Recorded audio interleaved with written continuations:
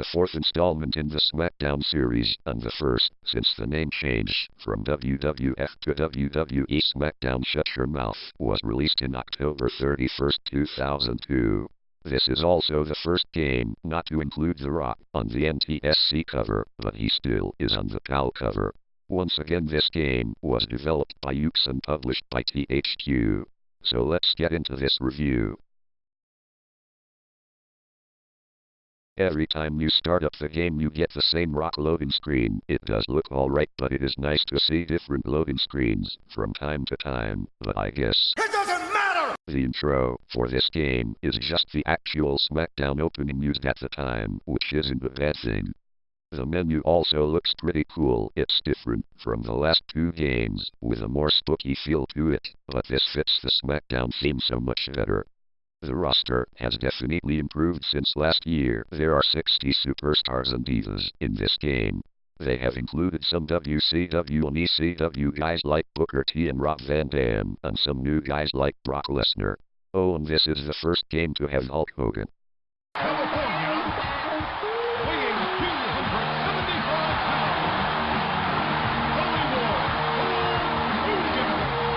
They've added a lot of new arenas in this game. They still have Raw, Smackdown, and Heat, but every pay-per-view has its own arena, even Insurrection and Rebellion. Although every pay-per-view arena is locked, which is okay. All these new arenas are nice to have. Sadly, the loading screens are back, but they don't last all that long, so it's not that bad. They do have some helpful tips and controls. The entrances have also improved. They're still pretty short but seem much more realistic, even if the lighting is a little dark.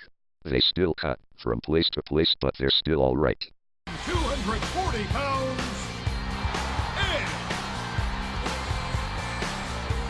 Yeah, I'm under angle, number 95. Take me to the home, take boots and I'll... Now for the gameplay of the game. With the gameplay. This game's gameplay is slightly slower, but it does play very well, a lot better than just Bring It. It still feels really smooth and can be a little exciting. And they still have the same simple controls.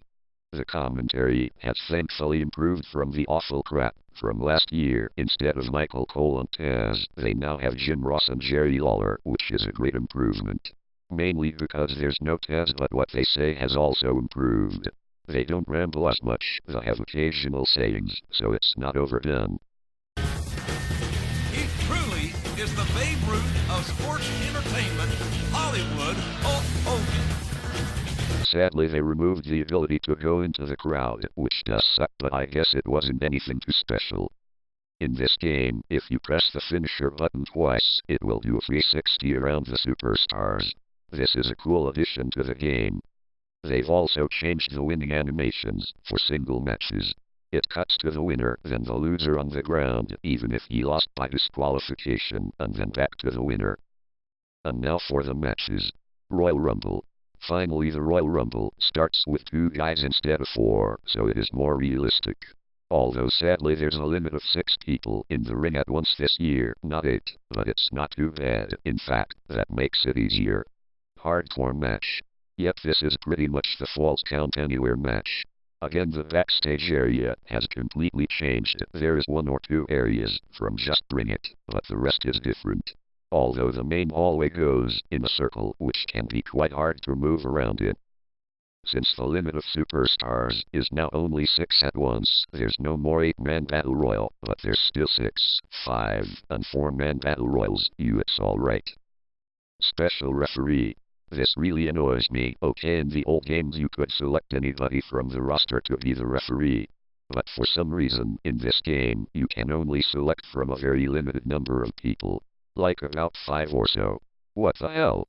This is so stupid. Why would you do this, THQ? Hell in a Cell match.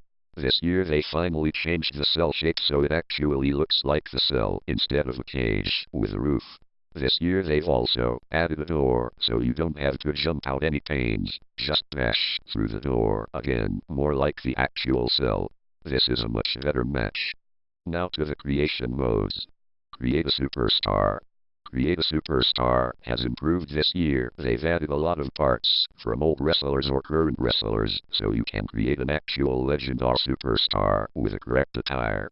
Hell, they even have parts for Darth Vader and Darth Maul. Must have been working on Star Wars Battlefront as well at the time.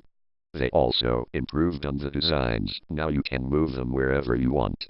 And they have a new letter system where you can make words to put on kites or a tattoo or something. Well, Create-a-Ton is again made a little simpler, but that's not all. They have also added 4 more creative animations: fighting, walking, running, and winning. They all work great. There's not too much to do with a winning animation, but it's still good. Theater mode. Like in Just Bring It, the theater mode contains movies. Most of them are just clips of wrestling, but they're not bad. Although you have to unlock them all individually, unlike Just Bring It. And now, the season mode. Now the Create-a-Stable is in the season section. They are used in season, but it is a little strange, but I guess it doesn't matter. You can also take superstars in and out of season, which is cool. At first you can't play as Hollywood Hulk Hogan, Kevin Nash, or X-Pac in season, which sucks, but you can unlock them. When you start season mode, you get the WWE draft. This was a very innovative thing to do at the time, and it is really fun. You can choose to represent Smackdown or Raw and pick 10 guys, like what happened at the 2002 draft. Or you can skip the draft and edit both brands. The only people you can't pick are Undertaker, Stone Cold Steve Austin, Triple H, Hulk Hogan, Kevin Nash, and X-Pac.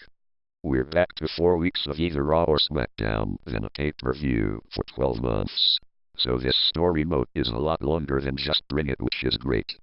It works like the old Smackdown season modes. There's a scheduled match card for the event and you play your matches. Although this time you get a lot more cutscenes and actual storylines, so it's much better. Every card has 3 matches, and you have to skip all the matches to yours, so if you're in the main event, you have to skip 2 matches. It's not that bad though, not nearly as crucial as Smackdown 2, oh god no.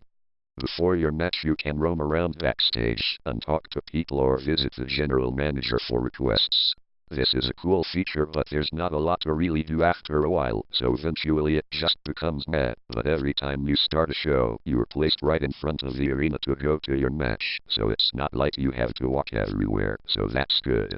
Also, every pay-per-view, if you win your match, or one of them if you have 2, you get the option to unlock something, like the pay-per-view's arena, attires, create parts, etc., or if you win the Undisputed Championship.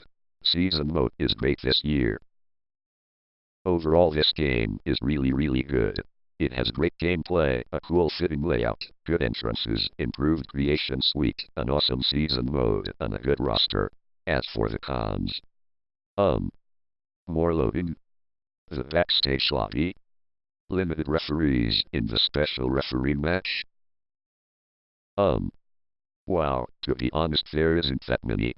This game gets a 9.5 out of 10.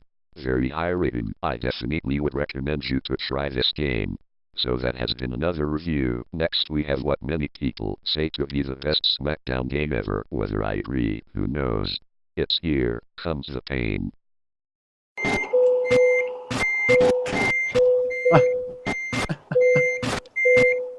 What the hell was that? You need 4,173 kilobytes to save this game. Oh god. Oh. I think the game's fun.